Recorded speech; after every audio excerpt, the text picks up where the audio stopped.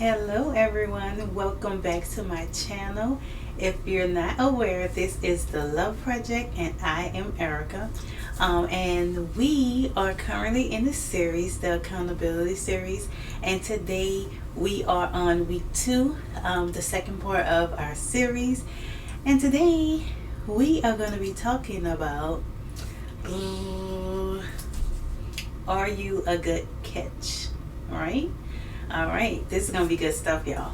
But before we get started, can y'all like, comment, subscribe, ring the bell below, and be sure to join the squad, join the team, because again, we got this series going and we want you to be a part of it. We don't want you to miss anything. We want you to get the notification and we want you to be ready for next week. And in order to be able to keep up with the series, you gotta be a part of the community. So take the time and subscribe, ring that bell, become a part of the team, and continue to come back for more content. All right. So again, welcome. Last week we was able to discuss being accountable for yourself and what that looks like before going into marriage as a man or as a woman, but we mainly focused on the ladies. My husband was here joining in on that topic and it was really good. So shout out to my honey, but this week it's just me. And so we will be again discussing, are you a good catch? Right? So the main question we'll really be focusing on for this one is the question, which is, I actually usually tell people, because I conduct a lot of interviews, I'm in management and I conduct a lot of interviews, and I personally think I'm a very good interviewer. It's not many jobs that I've interviewed for that I didn't get. I always say, if I can just get an interview, most likely I'm going to get an offer. All right. So with that, I always just encourage people to kind of ask themselves this question, and that is usually how you conduct interviews. And that question is, what do I get when I get you? Right? As an employee, what do I get when I get you? If you are able to take that question in consideration, then that is how you present yourself in the interview process. To be able to just put it on the line when you go in, no matter what question they ask or don't ask, you're kind of just letting them know this is what you get as an employee when you get me. You are shortly convincing them that they need you as an employee, right? So that's my question today. Are you a good catch? What do people get when they get you? So this will help us to again be accountable for what we bring to the table, be accountable for who we are, and also be accountable for the people we choose. Because dating is the interview process, right?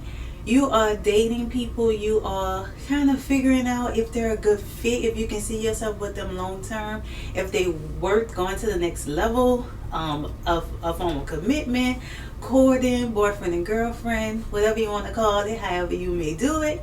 But yeah, it's pretty much an interview process. So you then become accountable for the type of people you choose and allow in your life, in your space, and allow with your time.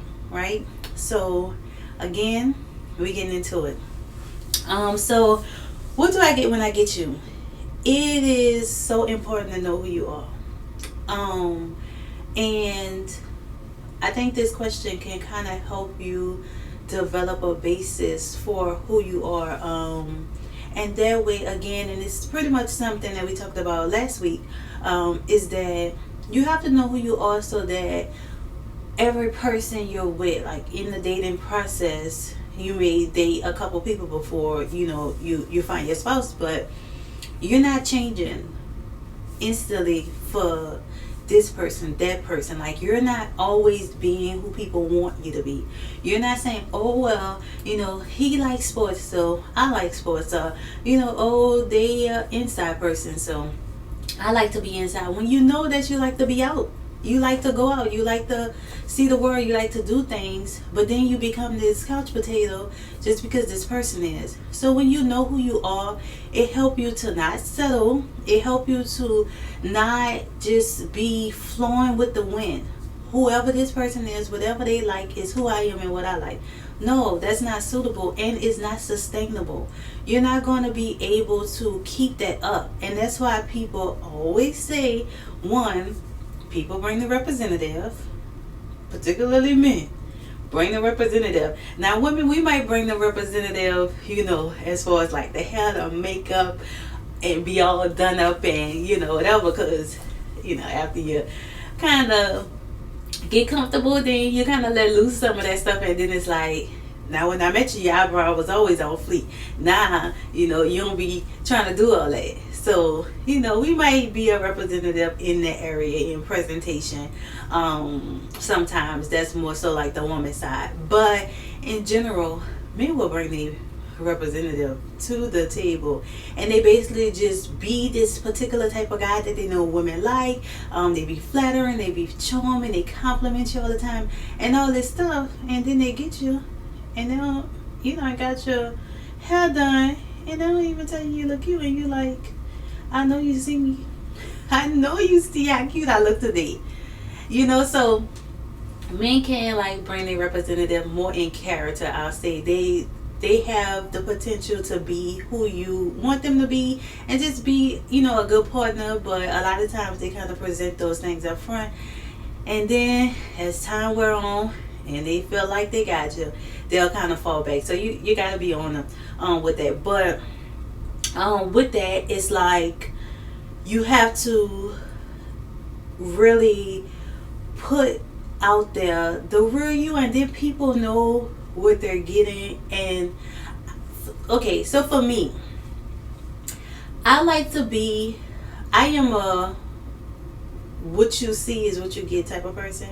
If you meet me, if you ever talk to me, then that's who I am. Like, I hardly ever change. Mood wise, hardly ever change. Like, I'm a very consistent person in my mood, in my attitude, in my behaviors. Like, I am who I am, and a lot of times I always be sure to present that. Now, don't get me wrong, I have a big personality, and a lot of times it can be a lie. Like, it can be a lie, and I know that. But because I know that, I don't turn it off.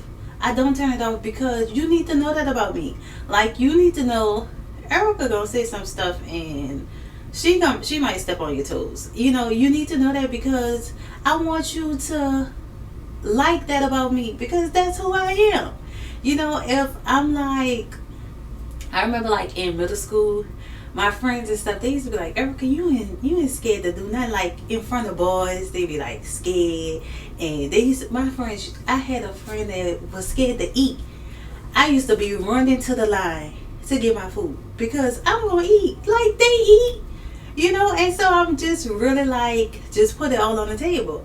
So the guy I dated in middle school, he was running to the line with me. We both was eating, and she's sitting up there looking cute, starving, and her boyfriend eats like a dog. So, child, to each his own. But again, just kind of present you up front. That way, that person is comfortable with you. That person is, getting a true idea of you, and they're not caught by surprise. Now, again, presentation wise up front, then like early in our dating process, Marcus ain't see my hair after I had washed and detangled it and had them silly twists. No, he ain't see my hair like that. It took a while. He had to get comfortable, and I was like, okay, I just want you to know that I'm natural. And like, when you natural, sometimes you look like silly before you be all cute, so I did eventually let him see that. And now, child, I be sealed up in here, and I be waiting for him to say something, So it's a part of the process. So I do understand, like, kind of presenting certain things, again, physically, that may take time to kind of let your hair down. But character-wise, personality-wise, you should be able to be your full self. That is very, very important. And in reference to me knowing that Marcus was my husband, knowing that he was the person for me, that was like one of the clear indication that God showed me. So pretty much I was dating this guy before. Well, I ain't gonna say before because I had talked to Marcus before, but we had cut ties, and so in between I started talking to somebody else. And what I realized was that I couldn't be my full self with him. And I kind of told this to the guy in some extent, but I couldn't be my full self with him. Like with Marcus, I would like think about when I was talking to Marcus. When I was talking to Marcus, it's like, if you know me, I'm like super pro black, right? In my mind, I'm like super dark skin, like African. I'm black, right? So people that know me know that. But a lot of times I will find that guys will want me to almost like turn that part of me off. It's like, oh, in certain cases, yeah, but then it's like, nah, that's a little too much, right? Then, if you know me, you know that I love God. Like, I love God, right? And so I will find that in certain relationships, they don't want me to turn that off. And it's like, yeah, if I need prayer, then yeah, I'm gonna come to you because I know you pray, I know you love God. But then it's like, if I want to have a conversation and talk about God, then you kind of like, I ain't really feeling it, right? So it was just different parts of me that I would almost have to put on reserve or turn off while I was dating. And again, when I was kind of talking to this guy, it was just some things about myself that I realized certain conversations we never had. And I had a friend, a really good friend. It's a guy, and he came to visit me. And during the visit, we was talking about God. We was talking about God, and we was talking about how good God been. Mind you, this in the pandemic, so he was like how good God been like during the pandemic or whatever. And so as we discussing this, we talked for hours, probably about 3 hours, and then my friend ended up leaving. And I realized that during this time I needed that spiritual conversation, that spiritual relief. It was such a big part of me that I only had been kind of spending time with this person, so I didn't have that the whole time that relationship. And I'm like, wow, I've been cutting this part of me off. I've been reserving this for my friend that I can have this conversation with, but yet there's somebody I'm talking to, dealing with, and I can't have the conversation with them.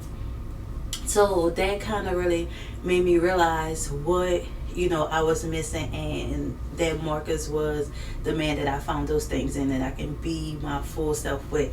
And that kind of just gave me clarity in reference to that Marcus, that could be my husband, child. He might be it, So that was really good. And so there is a book called Level Up, and it's by this guy named Ryan Leaks actually. And one of the chapters basically poses a question that says, what is it on the other side of me, something like that. What do you see on the other side of me, or something? What is it like being on the other side of me? And with that question is like, when you're on the receiving side of me, what are you getting? What is it like? What type of person am I? Like, how do you view me, right? And again, we talked about this before, where it's like we're not concerned. Excuse me. It's like we're not concerned, or we act like we're not concerned about what people think about us. But it matters, especially when you're talking about relationships. Like, people should think you're a good person. If somebody gonna marry you, like, you should care what type of impression that you make on them, so much to the extent that they want to do life with you, right? So asking yourself these questions to present a better version of yourself. But in order to present a better version of yourself, you actually have to be a better version of yourself. Because like I mentioned, you can present whatever you want, but it's not sustainable. If you are not who you present to be, then it's only a matter of time before the lights come on and the roaches run out. And like, this person is crazy. They've been faking the whole time and whatever. So, some key components as to figuring out, you know, what's important about you, that you want to present to people is like your values, right? Your belief system. So values are your beliefs. Values is your character. Values are like your family dynamics. These are things to discuss. These are things to figure out for yourself personally, and then compare to a person that you are seriously dating or thinking about marrying, right? So make sure your values match up. What do I get when I get you? So, are you a person of character? Do you have integrity? Are you honest? Like, those things matter. And you're talking about marriage. Like, those things matter, right? And then on top of that, like I said, the values. What do you believe in? Listen, I've seen a couple of people that don't have the same belief system get together, and it never turns out good.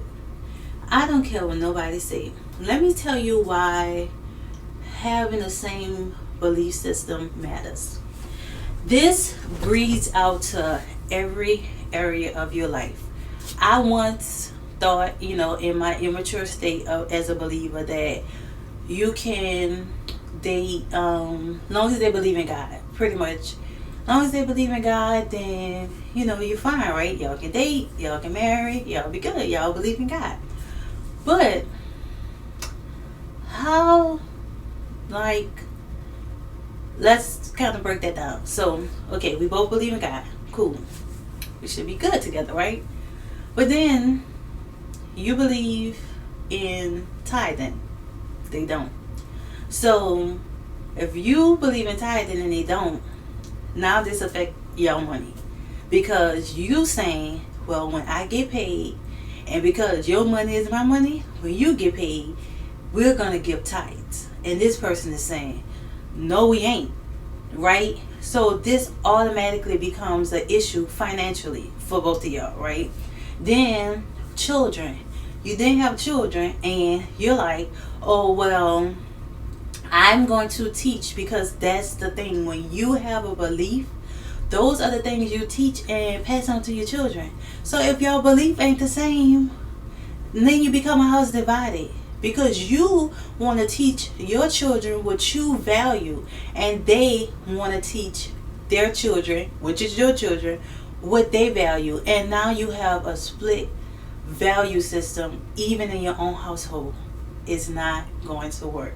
So that's a good reason why belief is important in that value system.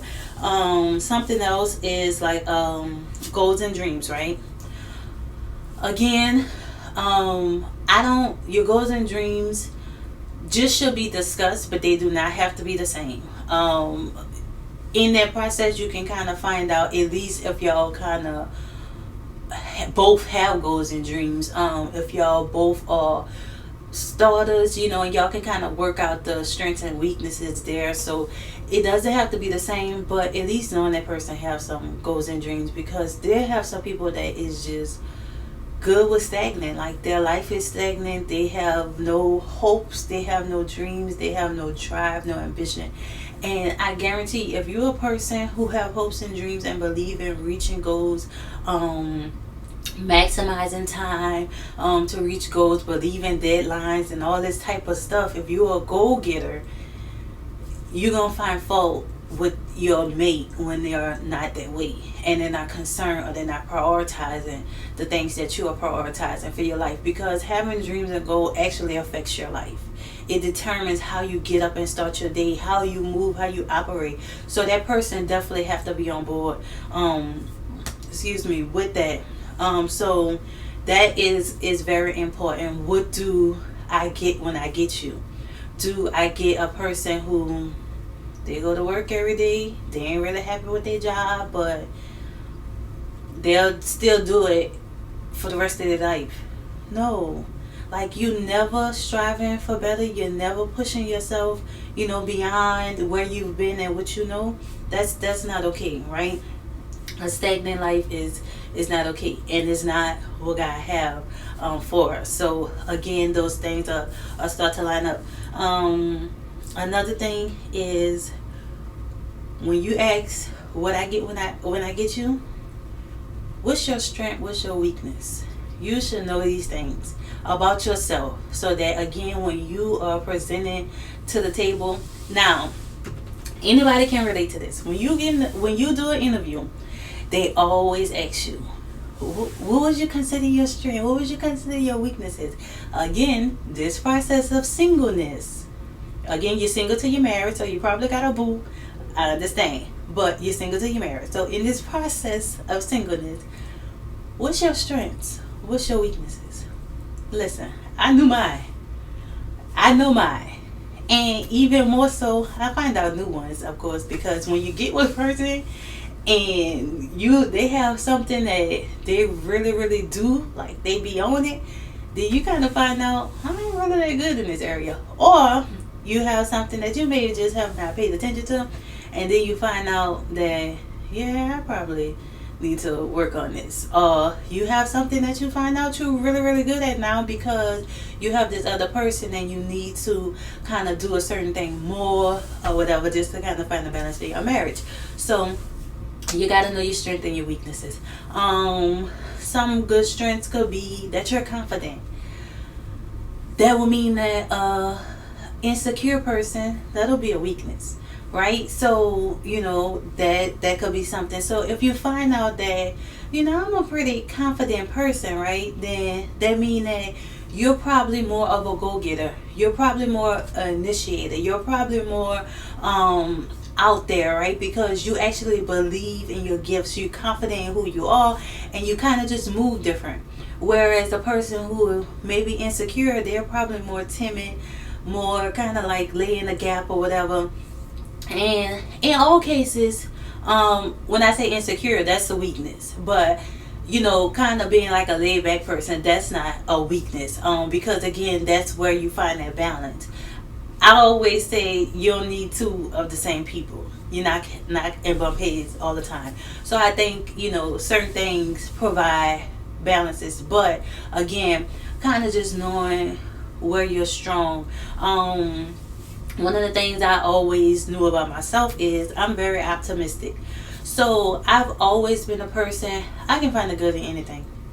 And that is, not only is it a strength, but it's a gift. But because I'm that way, I can't stand a pessimistic. Like when people just naturally gravitate to negativity and everything is woe is me and everything is like, this is the worst. I'm like, it's really not that bad. Like, you complaining, but look how pretty the day is. It's like I can always find something to be optimistic about. And a person that's pessimistic almost like instantly drain me, instantly drive me. So I can't do it, right? And so that's something to know about. Know about yourself, that okay, I'm optimistic. That means that I'm going to always be on the up and up. These things affect your mood. If you notice, if you know a pessimistic person, they are just like Igor, right? They just always droopy. They always sad and whatever. Like, you don't need that type of energy. So instantly recognizing your strengths help you to kind of navigate away from certain type of people. And so many times you see these type of people together and you be like, how you deal with it? Like, so it's like if you get too far in, then you are forcing yourself to deal with and settle for these qualities that you don't want, nor do you need, because these things affect your life. Marriage affects your life. And then you talk about your life for the rest of your life. So even as you change and as you grow and as you're evolving, you have now this weight of this person on you. And you wonder why people get divorced. Listen, y'all.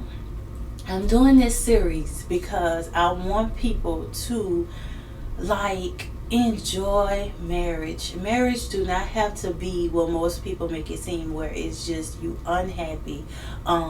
It's selfish. You know, you with somebody, you feel like you're alone. You know, you just not doing the best version of life together.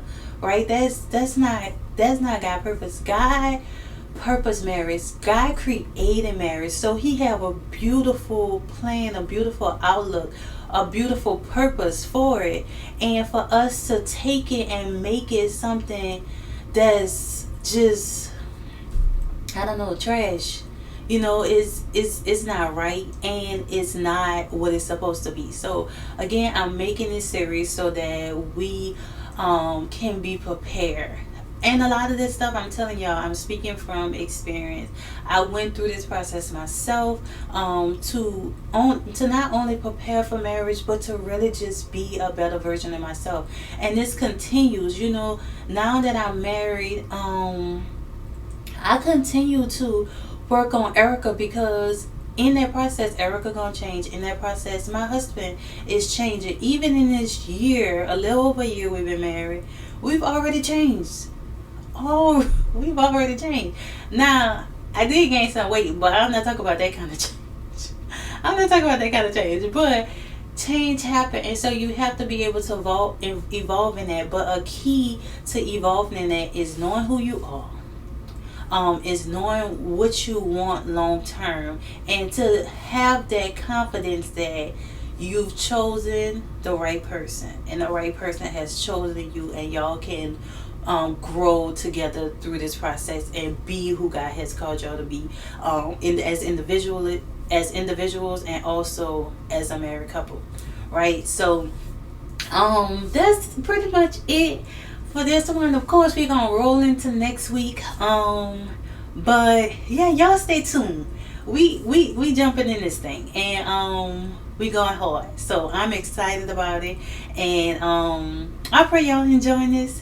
Be sure to like, comment, and subscribe. If you have a topic that you feel like I should add, something I'm missing, if you have almost like a next step that you think I should include in this, which it might be already on my list, but be sure to share it in the comment. That way y'all can get involved, y'all can engage in this process, because you know we have an engagement. All right, so be sure to leave me comments. Let me know what you think of the content. Let me know what you think of this series, and I will see y'all next week.